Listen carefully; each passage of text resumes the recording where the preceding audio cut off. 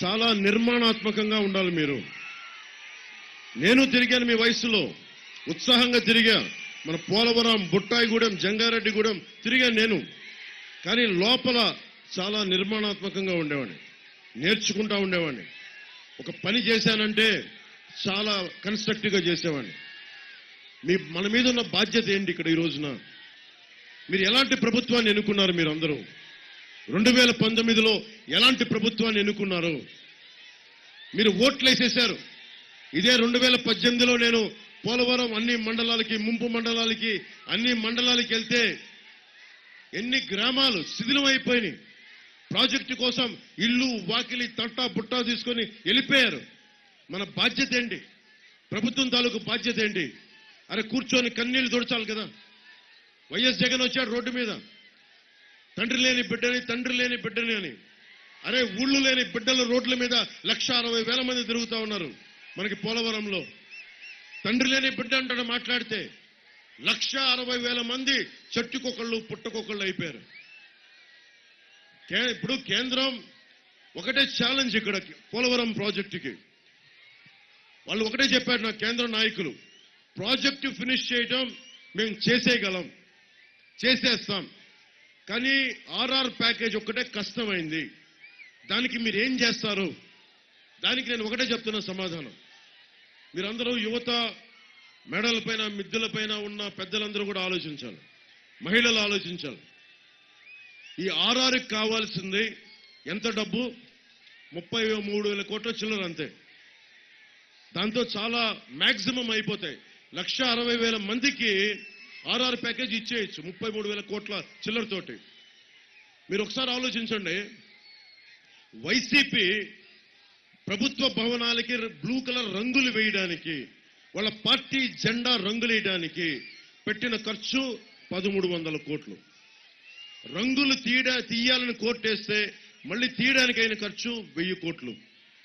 ఇక్కడే 2,300 కోట్లు. ఎవరు తిన్నట్టు ఆ డబ్బు? ఎవరు తిన్నట్టు ఆ డబ్బు? మద్యం పాపం కరణం రాంబాబు గారు నాకు చెప్పారు. ఆయన తెలిసిన వాళ్ళు ఎవరు ఇంట్లో భార్యాభర్తలు బాధపడుతుంటే ఒకటే చెప్పారు, మందు మన బుట్టాయిగూడెంలో అనుకుంటా దాదాపు 29 మంది 30 మంది చనిపోయారు కల్తీ మందు దాగి. మళ్ళీ వాళ్ళ మీద కేసులు పెట్టారు ఈ వైసీపీ ప్రభుత్వం. అసలు ఈ ప్రభుత్వం చెప్పింది ఏంటి? వైఎస్ జగన్ చెప్పింది ఏంటి?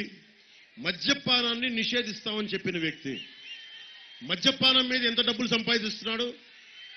ఎన్ని కోట్లు మద్యపానం మీద సంపాదించేది? ఎన్ని కోట్లు తెలుసా మీకు? మద్యపానం మీద సంపాదిస్తుంది కల్తీ మందు మీద. పెద్దిరెడ్డి గారు, మిథున్ రెడ్డి గారు సంపాదిస్తుంది, వైఎస్ జగన్ సంపాదిస్తుంది. మీకు ఎంత తెలుసా? పోలవరం ప్రాజెక్టుకి ఆర్ఆర్ కంటే కూడా చాలా ఎక్కువ 41,000 కోట్ల రూపాయలు మీ రక్తాన్ని అమ్మి, మీకు జబ్బులిచ్చి, కొన్ని వేల పుస్తలు తెంపేసి, ఆడబిడ్డల మెళ్ళ ఉన్న తాళిబొట్లు తెంపేసి 41,000 కోట్ల రూపాయలు సంపాదించారు. అంటే డబ్బు ఉంది. డబ్బుని ఎక్కడ పెట్టుబడి పెట్టాలంటే వాళ్ళకి వెళ్ళిపోతుంది డబ్బు. ఈ రోజున మన ముఖాన్ని డబ్బులు ఇసిరేస్తారు. ఓటుకి 1,000 అంటారు, 10,000 అంటారు, 4,000 అంటారు, కుటుంబానికి 1,00,000 అంటారు. జనం కోరుకునేది ఓటుకి 2,000, 5,000, అది వేరే సంగతి. నువ్వు ఇవ్వాల్సింది మా తరతరాలుగా ఉంటున్న ఊళ్ళలో నుంచి మమ్మల్ని పంపేసే ప్రాజెక్టు కోసమని నువ్వు మాటిచ్చావు. ముఖ్యమంత్రి కాకముందు మాటిచ్చావు, ముఖ్యమంత్రి అయిన తర్వాత మాటిచ్చావు, కానీ ఈ రోజున పట్టించుకోవడం బానేశావు. కానీ మందు అమ్మటమటుకు ఆపలా. మద్యాన్ని నిషేధిస్తానన్న వ్యక్తి ఈ రోజున కూర్చోబెట్టి మద్యాన్ని అమ్ముతా 41,000 కోట్ల రూపాయలు దాని మీద సంపాదించాడు. అలాగే ఇసుక మీద 40,000 కోట్ల రూపాయలు. ఏజెన్సీ టైగర్ కరాటం రాంబాబు గారిని అడగండి, ఎందుకు కడుపు మండి అక్కడ జై భీమ్ అని మన జెండా ఎగురుతూ ఉంది.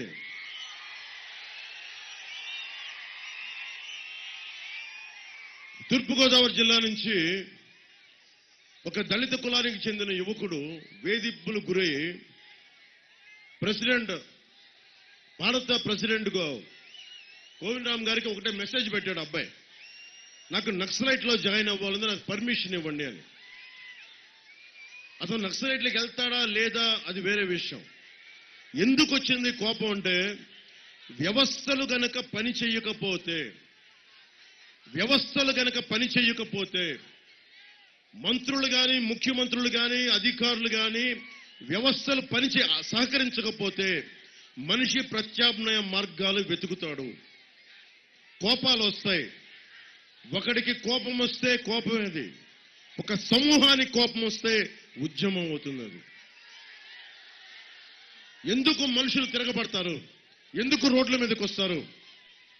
ఈ రోజున అలయన్స్ అనేది ఒకళ్ళు కాదు, ఒక సమూహం. అది వైసీపీ అనేది ఒకటి వచ్చి అడ్డగోలుగా దోచేస్తా ఉన్నారు, దోపిడీ చేస్తా ఉన్నారు.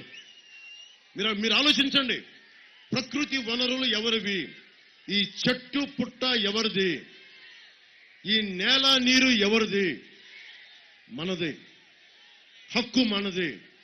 జై భీమ్ జై భీమ్ అని జెండా పెట్టుకుంటే సరిపోదు. అన్యాయం జరిగినప్పుడు, మానవ హక్కులు ఉల్లంఘన జరిగినప్పుడు ఎదురు తిరగబడకపోతే, అన్యాయాన్ని ప్రశ్నించకపోతే మనం ఎన్ని జెండాలు మోసినా, ఎన్ని ఎజెండాలు చెప్పినా ముందుకెళ్ళలేము. 5 సంవత్సరాలకు ఒక సమయం మీకు. 5 సంవత్సరాలకి మీరు తిరగబడే సమయం ఒకటి వస్తుంది. 13 రోజుల ఎన్నికలు. మే 13కి ఎన్నికలు వచ్చేస్తాయి. మే 13న మీరు ఏం చేయాలి? మీ భవిష్యత్తును మీరు నిర్ణయించుకోవాలి. నా మనసులో ఒకటే మాట ఉంది. గజేంద్ర సింగ్ షెకావత్ గారు